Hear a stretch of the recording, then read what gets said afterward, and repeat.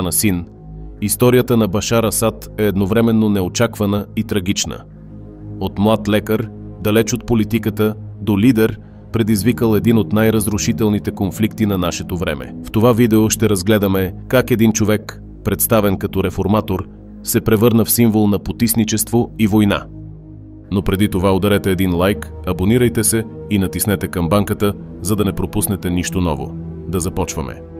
Башар Хафез Асад се ражда на 11 септември 1965 г. в Дамаск, в семейство с алауитски произход.